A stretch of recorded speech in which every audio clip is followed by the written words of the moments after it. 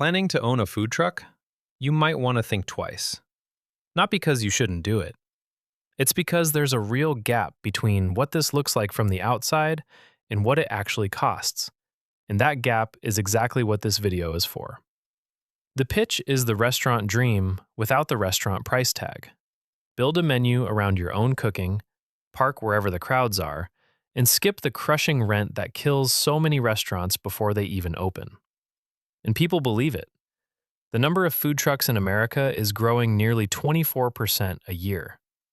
Here's the problem. The actual food truck market itself is only growing around 6% a year.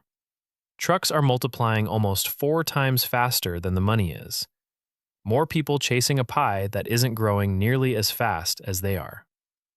So what actually separates the trucks pulling in $500,000 a year from the ones that quietly disappear before serving their first customer?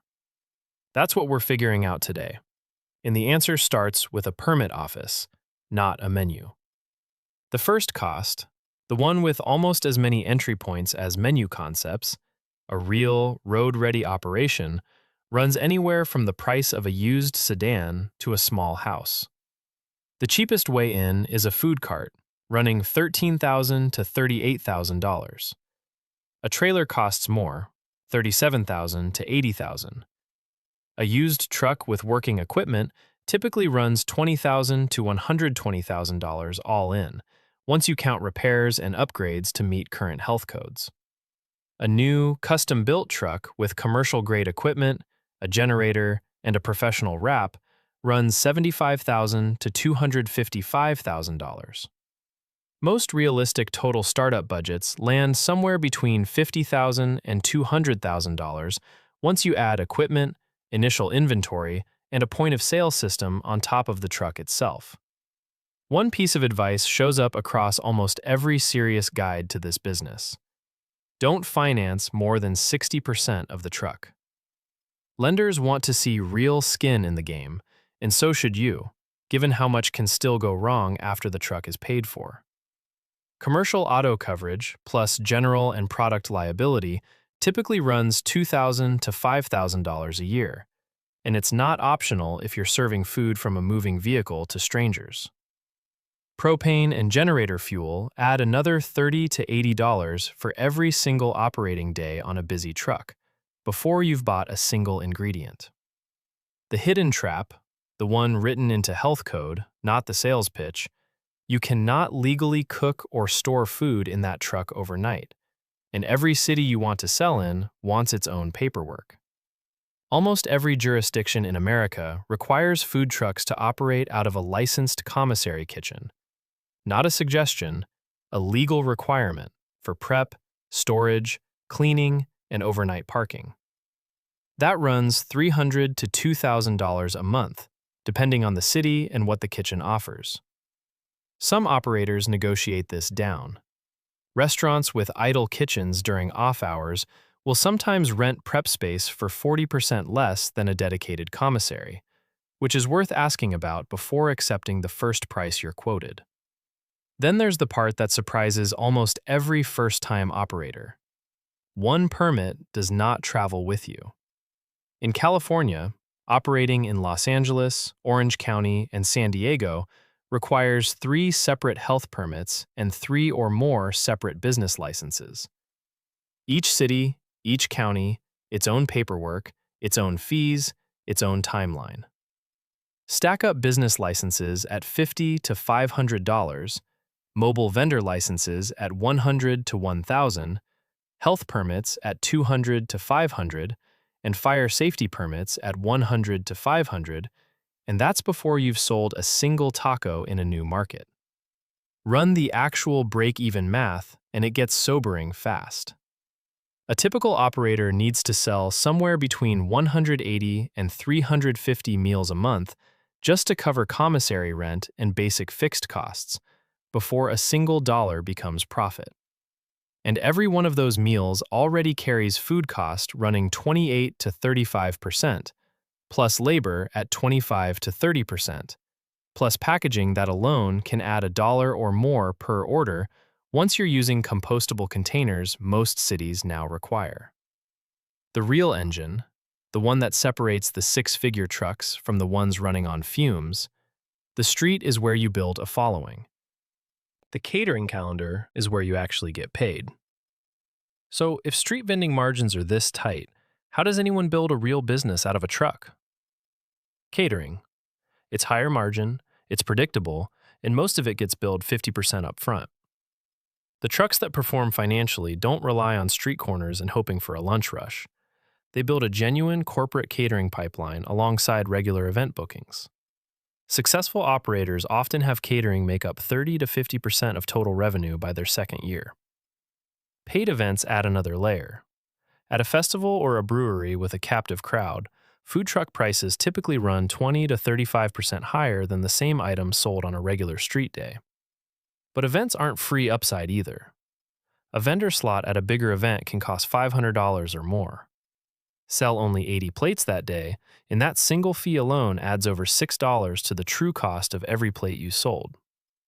The operators who win aren't the ones who show up to every event advertised.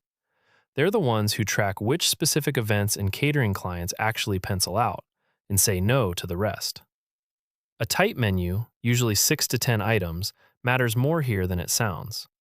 Fewer items means faster service, less waste, and a kitchen that can keep up during a genuine lunch rush instead of falling behind on order 12.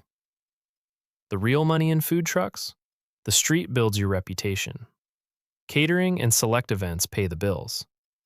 A truck that never builds beyond street corners is competing in the thinnest margin in the entire business, on purpose, by never expanding past it. That California permit example is worth sitting with, because it shows exactly how this business punishes operators who don't plan for it. A truck built around one great taco concept can be fully legal and thriving in Los Angeles, and completely unable to legally sell a single plate 40 minutes away in Orange County until an entirely separate round of permitting clears. That's not a hypothetical edge case. That's the default legal reality in most of the country. Growth for a food truck doesn't just mean more trucks or more days on the road. It means an entirely new stack of paperwork every time you cross a city line. Plenty of operators discover this the hard way, mid-expansion after already committing to a second truck or a bigger service radius than their permits cover. Meanwhile, the operators quietly clearing 25% net margins, well above the 6 to 9% that street-only trucks typically see, are almost never the ones chasing the most exotic locations or the trendiest concept. They're the ones with a tight menu, a reliable commissary relationship, and a catering calendar that doesn't depend on foot traffic at all. So let's run the two real outcomes. The optimistic case. You launch with a tight 6 to 10 item menu, secure a reasonable commissary agreement, and spend your first 6 months building a catering pipeline instead of just chasing street corners. By year 2, catering and events make up close to 40% of revenue. On $300,000 in annual sales, a 20 to 25% net margin puts $60,000 to $75,000 in your pocket, a genuinely strong outcome for a single truck operation. The realistic case. You launch with a broad menu trying to appeal to everyone, rely almost entirely on street corners and hoping for good weather, and never build a real catering relationship. Revenue lands closer to $150,000 to $200,000. Margins stay stuck in that 6 to 9% range, and you're clearing something closer to $12,000 to $18,000 a year after 60-hour weeks, barely more than a part-time job with none of the schedule flexibility that was supposed to be the whole point.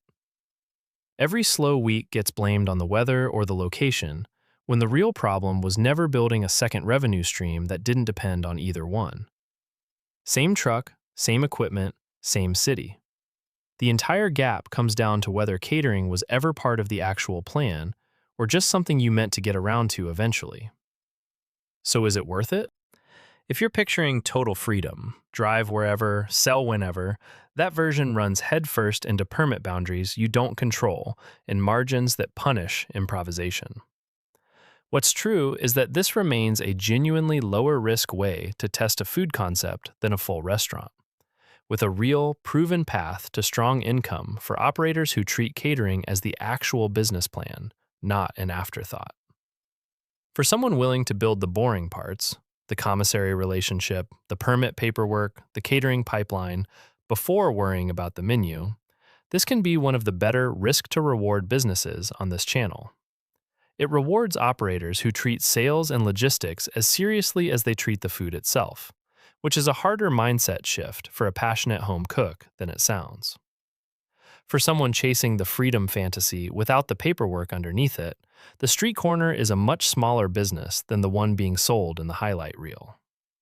Remember this: a food truck isn't a restaurant that drives. It's a permit and catering business that happens to serve food on wheels. Master the paperwork and the pipeline, and the truck really can deliver the freedom it promises.